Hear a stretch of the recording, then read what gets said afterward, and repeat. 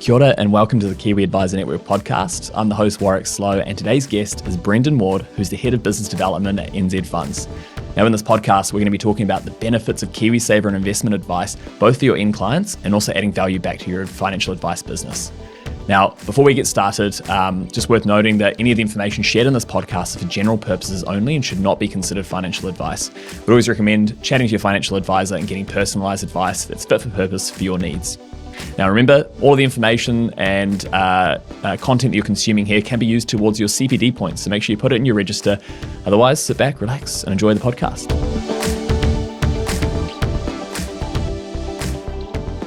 Brendan Ward, NZ Funds, thanks for joining us here today. You're welcome. Thank you for having me. It's been a very long time coming. It has. I think we talked about this maybe 18 months ago, maybe even 2 years ago, before the acoustics were on the wall. We've invested a little bit putting some soundproofing up, and if you listen to the early episodes and now, come a long way. It's like velvet. You're growing. Well done. Now, you joined NZ Funds just over a couple of years ago, right?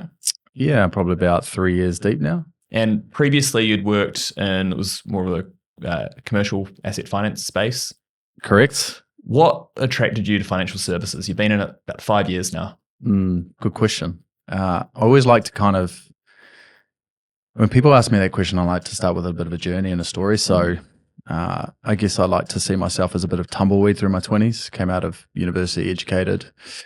I had a business degree, wanted to put it to plans, but also wanted to chase a little white rugby ball around. So kind of fumbled my way through my 20s, and I lived in London for a while, which was a great experience. And then we came home and, you know, everything started to tick up. You go, oh, I'm a little bit older, I want to buy a house, want to do some tick off some life boxes, get married, so to speak. And you realize that living off $100 a week and spending it all on beer isn't really going to get you there. So you have to kind of change your mindset and understand, all right, how am I going to do this? So I'm quite privileged to have a good network of friends and relationships out there. And so what really started was I teed up with one of my ex-mates who I played a bit of rugby with, who was into property development and flipping houses, and he was doing quite well for himself at the time. So I kind of said, hey, look, can I jump along for a car ride and try and understand all this? And so, you know, he took me out.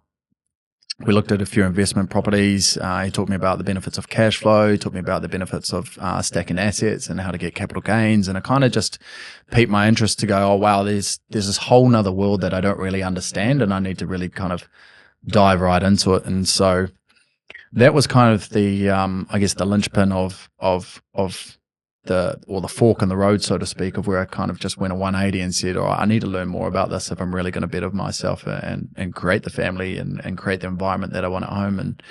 And so from that day, I started to try and educate myself. And then I knew I was working for 2 degrees, which is great business at the time, taught me a lot. But I knew that the next step had to be financial services if I really wanted to understand it. And yeah, so fell on my feet in asset finance, which was a good learning curve. Taught me about the way of the world, taught me how to read some balance sheets, taught me how to understand cash flow, and from there was lucky enough to get a bit of a shoulder tap to come over to NZ Funds, and there's been no looking back. Fantastic. And one of the few guests that we've had that's worn a suit and tie, and believe it, I mean, it's a financial services industry. You don't see many these days, even for what would be considered, you know, a profession that typically would wear a suit and tie. Yeah, well, we are one of the last ones left. It's funny, I don't mind it at all. People go, oh, do you get sick of it? But, you know, you wear a suit and tie every day. It's actually kind of easy. I don't have to worry about what I'm wearing. I just rotate the suits and rotate the shirts and off we go. But it also kind of reflects what we're trying to achieve out there and create a bit of seriousness. You know, we're dealing with, you know, if you look at New Zealand Funds' position, we're managing billions of dollars of people's hard-earned money, and we want to make sure that we do it right. So we live by this virtue where it's like, if we look and represent to our clients and to our personnels and make them feel comfortable that we know what we're doing, because we do know what we're doing, and we can present that through our attire, we're going to make sure that we do that. And it just creates a sense of trust and comfortability when we bring clients, because we bring a lot of clients into our offices and showcase what we're doing and how we manage the money. And so it just kind of stems their confidence and promotes what we're doing. And I guess the flip side of it as well, it always starts conversations. So you did say it's a good talking point. It's a great talking point. And what do you do on a podcast? you Wow, talk. That's it. So I got to say, I am a little bit disappointed you didn't wear one for me today. I did ask, but I don't know if I have a tie. That's I looked, I couldn't find one. I didn't look in the right place. you didn't look hard enough. I definitely didn't. You knew this was coming. You could have Yeah, I been know, prepared and yeah. jumped online and bought a $20 tie from Farmers or something. yeah. But That's No. all right. I'll let it slide. On my first day with Trail, so go back 4.5 years ago, and my partner, now wife, knows Chuck personally. Okay. So the guy started the business, and I was getting ready for work, and I was like, oh, I better put a suit on, want to impress. And she said, what are you doing? Don't, Chuck will be in a t-shirt. Who wears a suit? Don't do it. Yeah, who wears a suit? Yeah. So I did a business shirt instead, but still went, and I felt severely overdressed. And it's just the way of the world now. You see, my wife at work, so it's very casual. There was someone walking around at her work in bare feet. And then, hey, look, there's nothing against it. I'd love to walk around in bare feet in summertime, but I just think it just portrays a different perception as well, right? And I get it, in the tech team. I joke and say it's our team uniform, but our tech team are a little bit more on the side because of the way that they are and the way that they operate. So they're allowed to wear polo shirts. So if you see somebody wearing a polo shirt for NZ Funds, they're in the tech team. Everyone else is in the wheelhouse of NZ Funds. So we've got polo shirts here now, and well done. It's almost become a collar. Good step in the right direction. Yeah. Exactly. Small steps. Yeah. Little by little. It's I remember seeing my principal a couple of years after I finished high school, and he was always very well dressed. And then I saw him 2 years later, and he was just wearing a t-shirt and jeans out in public. And it kind of felt like I'd caught him naked. Off guard. Yeah, sure. It was weird. Look, I'm not going to lie. I wear t-shirt and shorts on the weekend as well. So I'm good. sure I'd look a little bit of fish out of water, so to speak. It is always funny seeing people out of context, and especially if my relationships through this industry see me outside of work environment, there's always a kind of second guess. Double take. Is that him? Yeah. I don't know. Where's a suit and tie? But I guess, it is great. I travel a lot for work. We've got a nationwide team. We've got offices nationwide, and so I'm at the airport a lot. I'm on the road a lot, and you park up in a cafe in small town New Zealand and you're wearing a suit and tie. No one's seen that for quite some time. It always does stem conversations, and it's great to be able to actually say, hey, we're in financial services. This is what we do. And it's a great platform to be able to just bridge a conversation and start educating people on the offices and the services and how we kind of work as a business. So, it's got many, many benefits, and for the, I guess, on the other side of the only real down point of it is a hot summer's day and you're a little bit hot and sweaty with a suit and tie. I can let that slide. At least you get to drive in an air-conditioned car to work. It is air-conditioned, rather than the central line on the tube in London. Yes, I've done that as well. And, which is it's not fun. Sweltering hot. For those of you who haven't done it, it's horrendous. Different time, isn't it? Yeah, it is. Yeah, we're pretty lucky here. I take a little 45-minute stuck in traffic in my car with my own music and my own podcast going on. Absolutely. Maybe the Cam podcast going on in the background. Hopefully this one, yeah. For sure. A little self-plug. But so when you have those conversations with people, once you get past the bit where you're talking about your attire, how do you describe NZ Funds to them? Yeah, well, I guess we always try to bring it back to our values. You can always, everyone talks about the website spiel, this is who we are, but anyone can kind of do their own little research on a website, but no one really understands the values that are ingrained into the business. So I always like to kind of start with what we're trying to achieve and why we exist. And we live by a mantra at NZ Funds that we believe every Kiwi deserves a fully funded retirement. And so that is the essence of what we do. So all of our language, all of our strategy, all of our products and services are based on trying to get Kiwis into a fully funded retirement.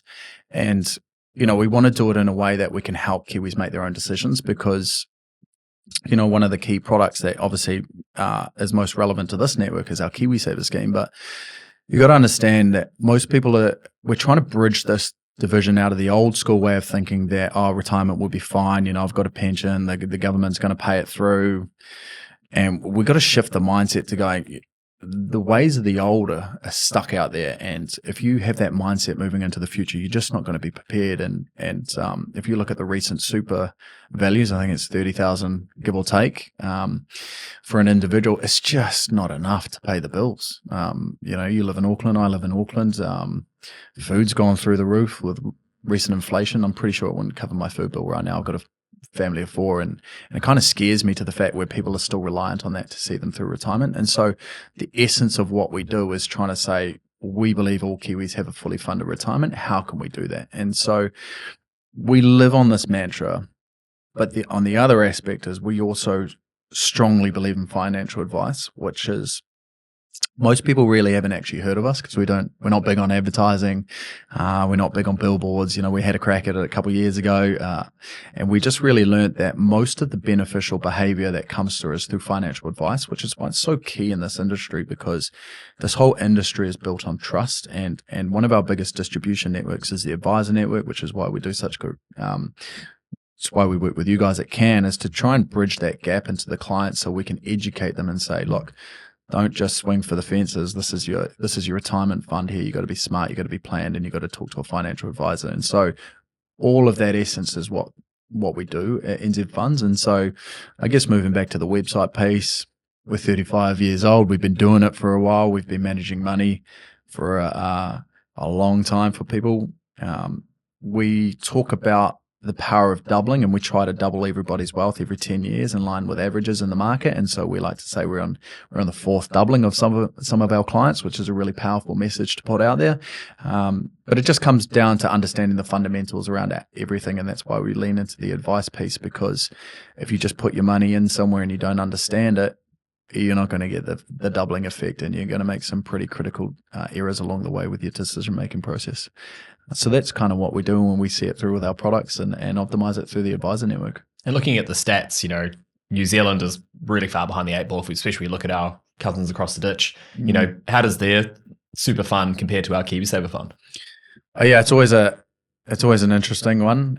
They're a little bit more established in terms of they've had their super scheme a lot longer than us. I think we're Sweet 16 this year in terms of KiwiSaver.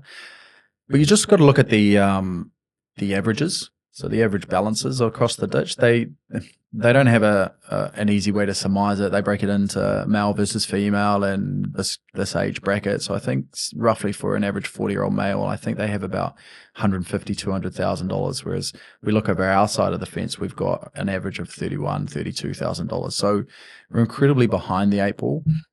There's a few fundamental reasons behind it. It's just the first thing is they are very broker-led over in Australia. And it stems from the mortgage world as well. So a lot of their advice comes through the broker channel. And so naturally from that, they've been able to extend their business arms into the investment world. So a lot of individual clients are getting financial advice rather than just kind of having a product and letting it go, which is the essence of how KiwiSaver is still in New Zealand. So there's that element of it. Contributions are a massive, massive part of it. So Australia's moving to 12% contribution rates this year. Wow. Which is pretty incredible. That's very generous. It's very incredible. And over our side of the fence, I was reading the KiwiSaver report last year. We've still got 38% of Kiwis in the scheme are considered non-contributors. So they're simply not putting any money in. So we've got 12% over this side, and we've got nearly half of us not doing anything over this side of the fence. And it just starts to bridge or create an even bigger crevice in terms of the divide of Australians' wealth and our wealth. And so there's so many things we can do about it, but it just starts with the fundamentals around understanding the product, understanding how it works, and providing the advice, which is why we're so big on financial advice. Oh, where do we go, man? We can get into the nitty gritty of this if you really want. Well, it was funny because I was at the Financial Advice New Zealand conference yesterday, and they had some great examples up there about the every person. They interviewed 1,000 people, and they had an interview with one of them, and his financial literacy came primarily from reading The Barefoot Investor, which is a great place to start. Great start. Very Australian focused though, if you understand it. That's right. But yeah, at least it teaches you the core principles, and then it's looking at I'll listen to a podcast. And one of the anecdotes that he gave within that story was he spoke to his auntie who was comparatively well off. And he said, well, I asked her if she ever spoken to a financial advisor. She's gone, well, it's worked for me now. Why would I go speak to them now? It's a hard one to watch. And I understand it as well. I always try to put myself in a client's position. I was once on the other side of the fence, so to speak, undereducated. I was privileged enough to go to a good school, good university. But the reality is I learned about accounting, I learned about economics in the basic sense through my degree, but they didn't really tell you about asset classes, how they behave, the importance of contribution. And so it's quite confronting now to be on the other side of the fence, but it's also really empowering because we get to share our knowledge. And so, I talk to people all the time. An airport's a great one when I'm wearing a suit and tie, and I will always ask, what scheme are you in? And they'll tell me, and I always ask why did you choose that scheme? And we've got to understand that 80% of Kiwis, I say 80% because Fisher bought the book off Kiwi Wealth a year and a half ago, and I don't believe that book was entirely advised. So those clients have kind of just moved boat, so to speak, without having any advice about it. So I still encompass it, whether it's the right thing or the wrong thing, I don't know. But most clients have gone through that journey, and I was one of them, right? I went to the bank, I went to ANZ, and I said, hey, I need a credit card. And they said, oh, great, yeah, absolutely. Would you like a KiwiSaver with that? And I was like, yeah, go on. And so I was with a KiwiSaver scheme because I wanted a credit card. Zero advice, no idea what I was invested in, didn't understand the asset classes that I was invested in. And then you see all these big market moves. And for instance, this week there was a big downturn in the market. COVID was a prime example where everybody was kind of invested in the scheme.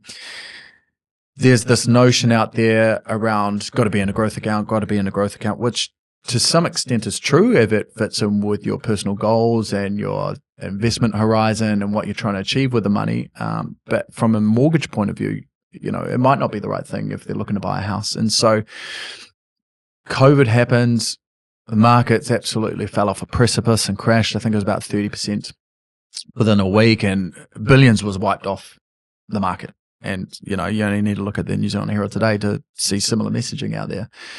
And the problem with the way that the media react is because people then go and make these wealth-destroying decisions by changing their asset classes with not really understanding the implications of that. And so a lot of people moved into cash, and then through that period, interest rates dropped, money was being printed left, right, and center, and asset classes just rocketed back up again. And there was this massive rebound in the market, and all of those clients that moved to cash just missed an incredible amount of wealth.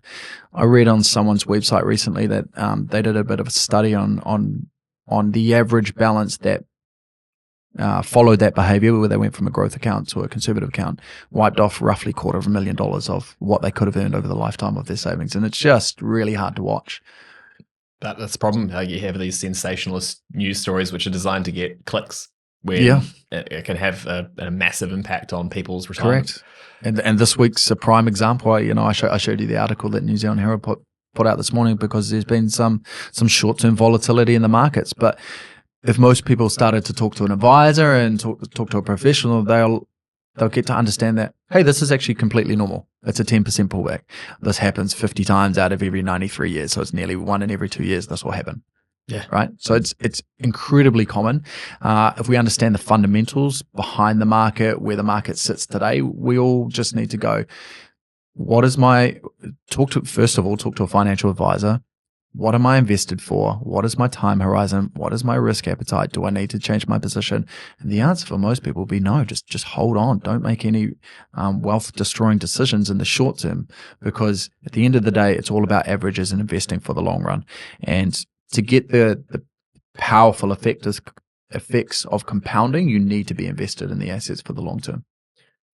I remember, it might have even been the Barefoot Investor, but reading that, and it was like, even if you invested the day before the stock market crash in 2008, you would have tripled your money. Oh, you'll be miles ahead. So it's just, what's it? Time in the market's better than time in the market. That's correct. So, I mean, preaching to the choir here, but KiwiSaver is a great product. We need to get it in front of more Kiwis. Yeah, we do. What are the benefits for a mortgage and insurance advisor that's not currently doing it to add that to their suite of services? Yeah, good question. I think if we understand the fundamental duty of an advisor is to be the person that provides advice and educates the clients. Now, if we've got, let's say for a mortgage advisor, for example, the client's going to come in and their primary need is to buy a house, right? And Auckland prices aren't cheap. It's $1 million, give or take. And so they go to the advisor. They go, hey, look, Mr. Advisor, I'm going to trust you with my life earnings here. Or Mrs. Correct. It's $1 million. I'm putting all of this faith in you. I've worked tirelessly for however long, 10 years, saving up my deposit to finally get ahead in life, buy a nice little house, start a family. get an asset that's going to create some wealth, but I'm going to trust you.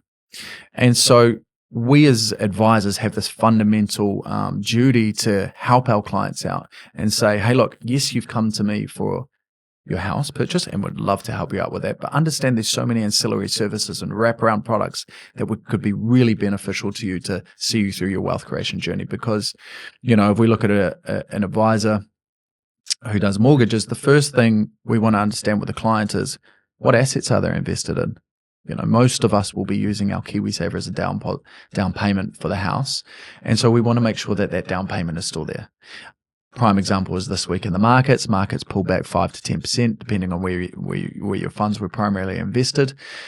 If you were in the wrong asset class, if you didn't have advice and you're in a growth scheme and you had, say, for instance, call it $10,000 for a down payment and the market's tipped, you're now walking with a $9,000 deposit and you might not be able to afford the house. So you as an advisor have a duty to say, hey, look, let's sort this piece out first to make sure that we can safeguard that deposit. So when you go to buy that house, that deposit is still there or thereabouts. You don't want to be at the mercy of market fluctuations when you're going to go buy a house.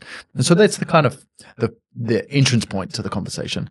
Obviously, as an advisor, you want to do your process and get the mortgage all settled, get the bank loan approved. And then once the client is settled into their house, you also want to go, okay, great, perfect. You've got your house, probably spend all your cash. You probably can't even afford a couch. But what we can do is now make sure that your assets and your KiwiSaver are working for you. And so there's another prime opportunity to get them back out of the conservative funds and potentially into a growth fund if that aligns with their risk appetite in the long-term tenure. And we know that most people, if they've got 30, 40 years, the best way to accumulate their wealth is to have a good asset allocation of growth stocks. Great. And in terms of the regulatory considerations, because I know there's probably a lot of advisors out there that don't do KiwiSaver, don't do investments at the moment. They're going, already got all this red tape. Potentially, they might be thinking that. What are the implications of adding that to their suite of services? Yeah, it's a really good question, and it's one that kind of stifles a lot of businesses because it can be quite complex and overwhelming. Especially if you've done, lending all your life, or you've done lending, you've come out of the bank and this is all you know, and now there's this opportunity to provide more value to your clients in an investment, an investment frame. There is a lot that comes around it. First of all, obviously, get some qualifications, go get your level 5s in your investment strand. That'll be a good start from an advisor or anybody that plans on doing it. But there is options out there in the market, which is where we kind of come in. We support a network of advisors. I think we've got about 900, give or take, under my division that we're helping grow now at the moment, or that we're partnering with. And we do have options for referrals, which kind of remedies any of the compliance obligations. So all of the compliance sits on our side of the fence, but we can still provide the great value to the clients, and the mortgage or insurance advisor can say, hey, look, Mr. or Mrs. Client, here's something that you should seriously consider. I might not be able to provide the advice myself because of the compliance regulations, but we've partnered with a provider such as NZ Funds, and they can take care of it. I highly recommend having a chat. And so there's options down there. But really, if we look back, if you're going to bring it into your warehouse and be serious, obviously advisors' qualifications is number one, but then you do have to go and add it to your FAP license that you're going to start providing investment advice. There's also processes. We like to train all of our advisors, make sure that they're capable and have the quality to provide the advice ongoing. And then there's different elements as well. So for instance, KiwiSaver is quite it's a locked scheme in the sense where it's quite hard to get your money in and out, as I'm sure most mortgage advisors know and most clients know. And it's built that way for a reason. It's to protect people from their own kind of poor decision-making process, but also we understand that it's a great tool to get people into their assets. So there's other options outside of just KiwiSaver, which can be little bit more fluid in terms of money in, money out. And for that reason, there's AML processes that you need to go through. So you need to build these processes into your division. And so us as a business, we go, okay, yep, great. We understand all this. Obviously, we've got it in our wheelhouse because we've got a whole raft of advisors internally. And so we can provide the framework for, advice businesses out there to build it in so they can start advising on those products also. So it's incredibly important, but it's not as cumbersome as people are led to believe. It's quite structured and streamlined. And if you partner with somebody like us, we can help implement it for you. So overcome those barriers and bring it into your business. Because there's a lot that are considering it. I know, like at our PD day last year, maybe like a quarter of the room said they were already doing it or referring it. And the rest, when I said who's considering it, and everybody was really keen, put their hands up. But sometimes it can just be that, decision paralysis where it's just, you're really busy. You got, so many things on the to-do pile. It's just like adding another part in there. Yeah. But you must have some success stories, some people who have taken that route and have benefited from it. Yeah, well, absolutely. I guess you're absolutely right. It can be quite hard, and you got to understand there's two elements from it. One is doing a good value and providing, your client with a great service. But then the other side of it, you got to look at the economics of your business, and some advisors might get stuck in the short-sightedness of going, clients come in for me for the X, I'm overloaded with business, which is great for some advisors, they've got so leads busy coming in the door that I can't have the time to look at anything else. And so they kind of forfeit the opportunity. And so if you're looking at it from a business model, you can see, I've got this one client. I don't actually have to go out and advertise to get new clients. I can just provide different streams of value to this client, which brings in different streams of revenue. So you can build your business that way. And that's probably one of the biggest things that I feel is stopping people from getting into the business, because they've got this mindset where they see the opportunity, but then they believe that they have to go build an entirely new business model, start sending out EDMs and have a whole marketing strategy to get entirely new business leads in the door, when it's simply not the case. Most people have been in business for a while, so they've already got a book of trusted clients that they've helped into homes who probably have never had advice on investments in KiwiSaver that they can go to straight away. And so we just got to say, there's an old saying, fish where you feed her. The client's already in your door, or they're coming in to talk to you about mortgages or insurances. Just stem the conversation, open it up, ask them, hey, look, have you had advice? No? Great. Well, we partner, or we can provide that advice to you as well. And so there's so many opportunities just to get into it if we kind of remove the barriers and really pragmatically think this opportunity is raw and real. And it is. If we talk about, I'm going to segue here. Okay, good. If we talk about the opportunity in the market, I think I read recently there's roughly 115 billion of KiwiSaver under management now. So it's good to see the wealth of all Kiwis growing. Studies show, or forecasts show, that we should move as an industry to north of $1 trillion by 2040. So that is phenomenal growth. This business is going to 10x in the next 16 years, and it's pretty much guaranteed on the basis of, regular contributions and growing population and compounding returns. And if you put those three beautiful things into the mix, this industry is a juggernaut. And so it creates a really good economic opportunity for advisors to be a part of and play in the space from a revenue point of view.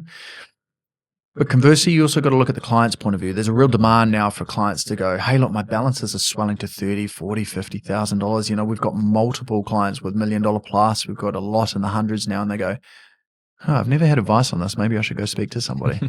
And so we know that roughly 80% of people, roughly, give or take, we don't really know, but the numbers say if you're with a bank, chances are you've never had advice.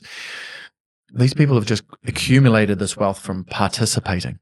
And so it's a really good opportunity to say, hey, look, let's make sure that these asset classes are the right ones for you. Let's make sure that you're with a provider that aligns with your values, your belief, and invests in the way that you want to see your retirement money through. And take it upon yourselves to make that change, because once somebody's committed to a long-term plan, we're the same at NZ Funds. We say, hey, look, if you've already planned and you're happy with your plan and your advisor's good, just stay where you are.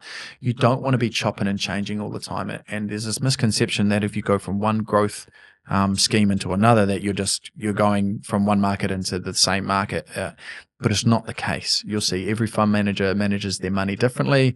They'll all have access to different asset classes. They might have different spreads. So for instance, one growth scheme might be a 90% allocation to growth with a 10% allocation to conservative funds, be it cash and bonds, whereas others might have a 30 to 40% allocation, and they'll mix it up depending on the market. So you might actually be selling more growth assets and buying more conservative assets. So you really got to understand what the fund manager is providing, what the service is, and understand that if you make a commitment, this commitment is a retirement commitment, and make sure that you're doing it for the right reasons. And so if you look at a growth account, for instance, minimum timeframes of investment is 10 years.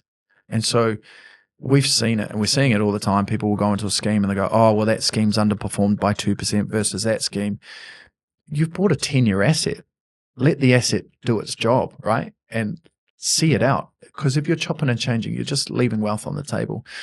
We always try to take the analogy of the housing market, because people and Kiwis are very passionate about houses. We kind of understand it. Oh, yeah. Yeah. We live in them. We do. We talk about them at barbecues. That's right. Everyone's very proud when they get one. And so they should be. It's the Kiwi dream to own your own home. And so, one of the things we say is, if you and your neighbor have two houses, you both bought it for $1 million each, and yours all of a sudden dips to $900,000, would you sell it and then try and buy another one that's valued at $1 million?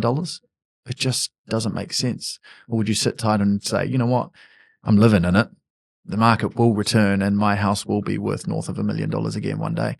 And if we can create those synergies into the stock market, and people start to understand how their asset classes work and behave, then we can start to create better behaviors and better outcomes for our clients. And for those of you who are considering, if you maybe do mortgages or insurance and you're with Trail, you can actually get real-time data on your clients, because if they do a fact find for a mortgage application, insurance application, it asks what their fund balance is and where it is. Fantastic. So you can get real-time data. So even if you don't do it right now, maybe 6 months down the line, you might go, hey, that what Brendan said was really relevant and I'm going to consider it. You can run a report. You can say, here's all my clients, here's their funds. Fantastic. What a great way to do it. Exactly. So yeah, it doesn't have to be a right now thing, because I know, there's always a lot of things people time have is of the plate, essence. But yeah, lots of people want mortgages. Rates are coming down. Time for the mortgage market and the housing market to fire up again. Well, yeah, I don't have that crystal ball out, but everybody seems to be quite optimistic about it. But yeah, there's a bit of anticipation out there in the market, isn't there? For sure. Yeah. And so we've covered off, a few, what the value can be in KiwiSaver, both for clients and advisors. I mean, really, the business NZ Funds has been going 35 years now. It must be exciting being on the crest of that, when you can see the 10x potential in the industry.